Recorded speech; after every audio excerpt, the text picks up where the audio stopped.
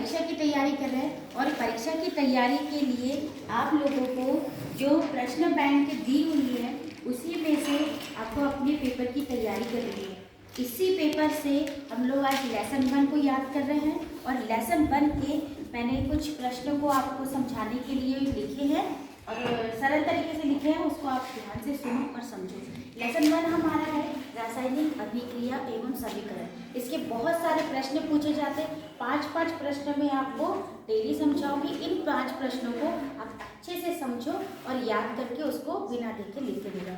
जैसे एक प्रश्न हमारा आता है कि वायु में जलाने से पूर्व मैग्नीशियम की रिबन को हम लोग साफ करते हैं। प्रैक्टिकल में भी किया था कि वो मैग्नीशियम का रिबन उसको रेड मार्कर से हम लोग रगड़ते हैं। ऐसा क्यों करते हैं? ऐसे इसलिए करते हैं क्योंकि उसके ऊपर ये मैग्नीशियम ऑक्साइड की परत जम जाती है, तो उसको हटाने के लिए मैग्नीशियम होता है और ऑक्सीजन होती है वातावरण में, तो उसमें एक लेयर, जैसे धूल चढ़ जाती है ना हमारे फर्नीचर पे या किसी सामान पे, तो हम लोग उसको डस्टिंग करते हैं, तो उसी तरह से इस रिबन पे मैग्नीशियम की ऑक्साइड की परत चढ़ जाती है, जिसको हटाने के लिए हमको इस रिबन को क्या करना पड़ता है? साफ। आपको सिर्फ इतना लिखना है, ये मैग्नीशियम ऑक्साइड की परत को हटाने, बस इतना ही शब्द लिखना है। अब अगला प्रश्न आप कहते हैं कि किस पदार्थ, एक पदार्थ दिया है उसका नाम दिया है एक्स। एक्स के विलयन का उपयोग सफेदी करने के लिए होता है। अब ऐसा सोचो कि ऐसी कौन सी चीज है जिसका उपयोग सफेदी करने के लिए होता है ना? घर पे व्हाइट वॉश होता है, तो उस पदार्थ का आपका नाम लिखना है। अगर हम हिंदी में आपसे बोलेंगे कि कौन सा पदार्थ ऐसा है या आप अपने घर में पुताई के लिए यूज करते हो, बट ऐसे आप बोल दोगे चूना, बोल दोगे ना चूना, तो उस पदार्थ का नाम क्या है और उसका सूत्र लिखना है। तो उस पदार्थ का नाम है कैल्शियम ऑक्साइड। कैल्शियम ऑक्साइड, अगर आपको याद है कैल्शियम का संकेत क्या है? Ca और ऑक्सीजन का संकेत क्या है? O, तो ये इसका सूत्र हो गया Ca। या इसको ये भी कहते हैं कि बिना बुझा चूना। अब इसका फॉर्मूला क्या होता है? इसका सूत्र CaO हो गया। इसका रासायनिक समीकरण किस तरह से होता है? दूसरे इसमें दिया है कि उसी पदार्थ की अपना मतलब जल से क्रिया कीजिए। किससे? Calcium oxide. कैल्शियम ऑक्साइड का सूत्र हमको पता है CaO है। अब पानी से, पानी का सूत्र या जल का सूत्र क्या है? H2O। तो देखो CaO लिखा है हमने और H2O लिखा है, इसकी हमने क्रिया करी। क्रिया करने के बाद में देखो ये CO, ये कैल्शियम हाइड्रोक्साइड हमको मिल गया और उसके बाद में ऊष्मा मिलती है। आपने देखा होगा कि किसी बर्तन में या प्लास्टिक के बर्तन किसी में चूना घोल के रखते हैं तो वो एक तो पिघल जाता है, या किसी और में रखते हैं तो वो गर्म हो जाता है ना? मतलब कि उसमें से ऊष्मा निकलती है।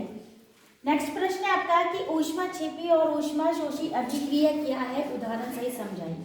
इसको आपको पूरा याद करने की कोई जरूरत नहीं, सिर्फ इतना याद रखो कि ये छेपी है तो इसमें ऊष्मा उत्पन्न होती है और शोषी है तो ऊष्मा अवशोषित होती है। इतना आप याद रखो, ठीक। अब आपका उत्तर क्या बनेगा?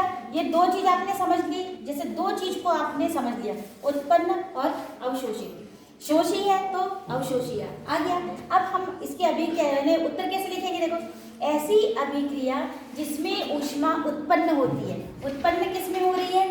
छेपी में, तो वो आपकी कौन सी हो गई? ऊष्मा छेपी अभिक्रिया।